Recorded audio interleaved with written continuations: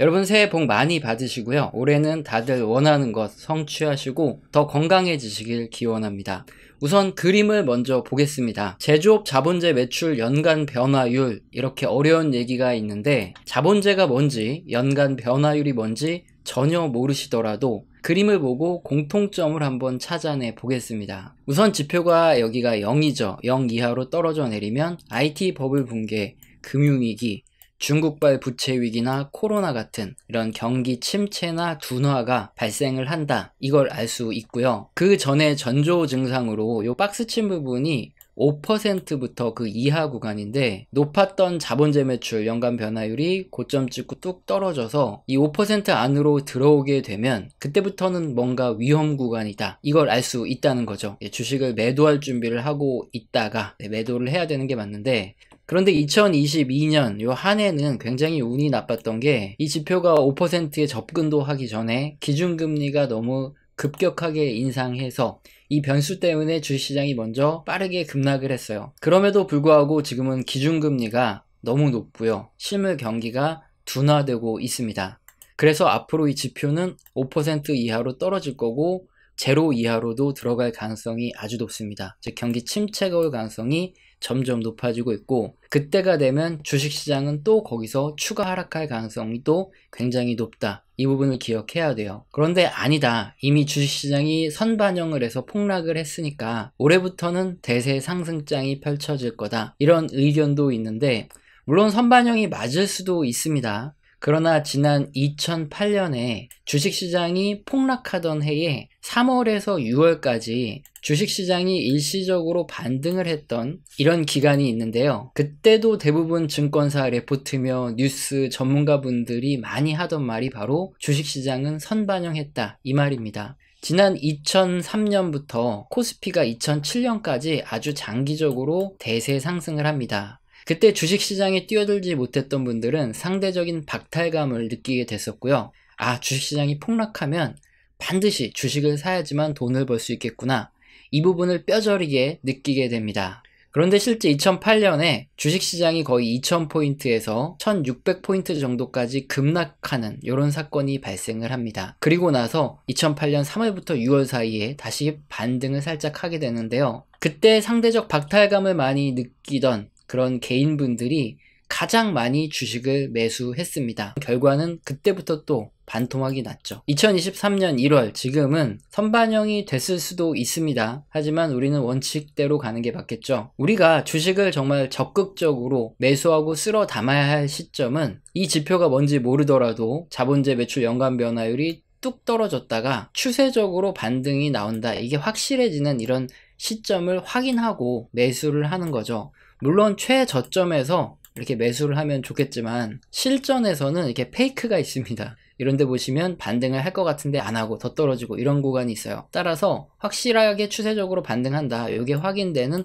한 중간 구간에 그때 매수를 해도 충분히 저점 매수가 가능하기 때문에 이런 초보자분들은 그때 매수를 하시는 게 맞겠죠. 자, 그럼 두 번째 지표를 살펴보겠습니다. 제조업 내구재 신규 주문 연간 변화율, 이렇게 써 있는데 역시 내구재가 뭔지 몰라도 앞선 그림처럼 공통점만 한번 찾아보겠습니다. 제조업 내구재의 신규 주문 변화율은 항상 올랐다가 떨어졌다, 올랐다 떨어졌다, 올랐다 떨어졌다를 계속 반복을 하게 되는데요. 지표가 고점을 찍고 추세적으로 아래쪽으로 떨어지고 나면 항상 경기 침체가 생겼든 경기 둔화가 생겼든 이런 금융위기, 중국발 부채위기, 코로나 같은 이런 사건들이 앞선 지표와 마찬가지로 터졌죠. 그리고 반대로 올라가는 시점들은 대세 상승장이었죠. 2023년 1월 보시면 고점을 찍고 이 지표도 떨어져 내려가고 있어요. 그럼 과거와 마찬가지로 금융위기, 코로나, 중국발 부채처럼 심각한 경기 침체나 경기 둔화가 크게 올 수 있다, 이거죠. 물론 제가 점쟁이도 아니고 예언가도 아닙니다. 그래서 침체가 온다 안 온다 이것까지 정확하게 언제 온다 맞출 수는 없어요. 하지만 지금 말씀드리는 건 확률에 대한 부분이죠. 과거 역사적으로 동일한 흐름이 나타났을 때 금융위기가 터지던 코로나가 터지던 부채 위기가 터지던 어떤 사건이 터졌기 때문에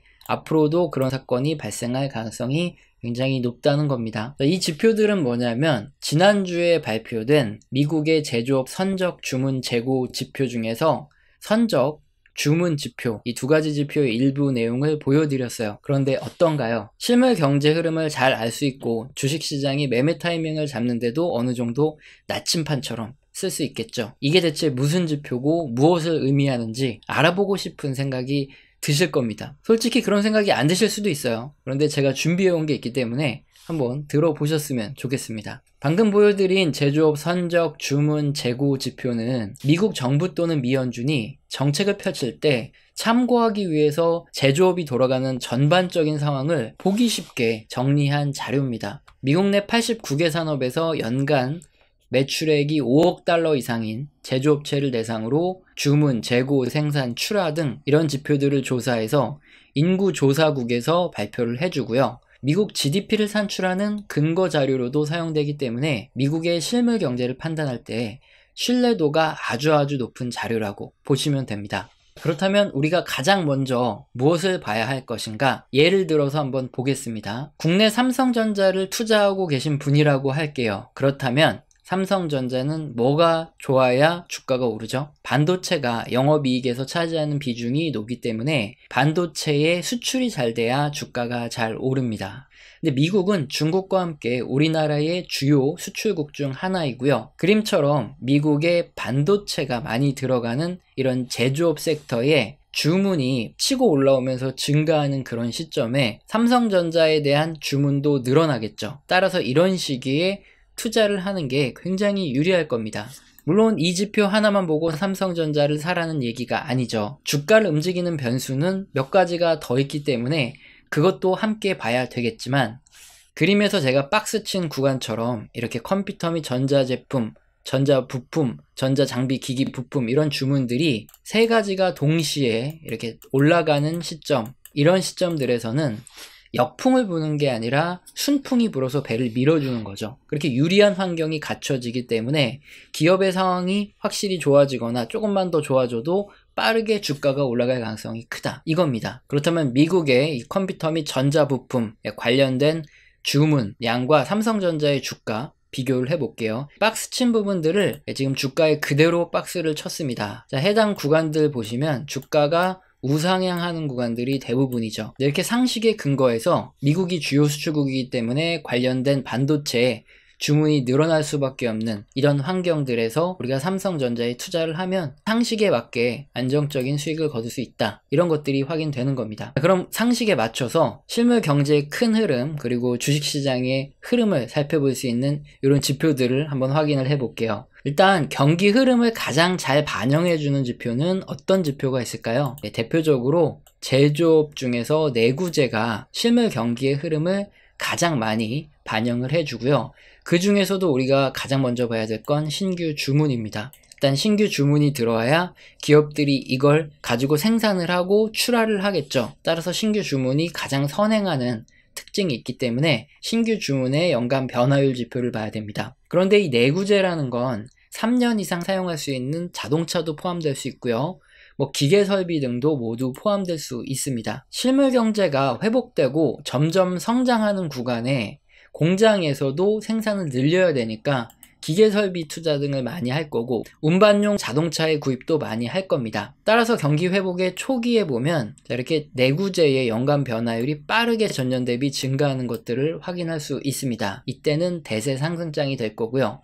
그런데 어느 정도 시점에 포화가 되면 점점 주문량이 늘어나는 속도가 줄어들겠죠. 어느 순간 추가로 주문을 더 많이 넣는 기업보다 어떤 기업들은 추가 투자를 줄이는 기업도 있고 허리띠를 졸라매는 그런 기업들도 나오기 시작하면서 내구재 주문의 증가율이 점점 떨어지고 결국에는 0에 수렴을 하고 마이너스까지 가게 됩니다. 자, 이때 전년 대비 증가율이 마이너스로 갔다 그러면 금융위기가 터지던 코로나가 터지던 부채 위기가 터지던 이런 경기 침체 내지는 큰 둔화가 생기는 거기 때문에 내구재 신규 주문의 변화율이 제로로 가는 이 구간을 우리가 집중을 해야 되는데 설비 투자 증가율이 계속 낮아지면서 제로로 향해 갈 때는 가장 위험한 구간입니다. 왜냐하면 기업들이 어쨌든 설비 투자를 계속 하고 있는 거잖아요. 그때 공급량도 거의 맥시멈에 가깝게 늘어난 상황이다, 이겁니다. 수요와 공급의 원리에서 공급이 과하게 많아지면 어떤 현상이 벌어지죠? 가격이 떨어집니다. 특히나 경제 상황은 금리라는 문제도 있는데요. 금리가 올라가면서 수요가 감소를 하게 됩니다. 공급이 많은데 수요가 감소를 했다. 그럼 어떻게 될까요? 제품이 잘 안 팔리니까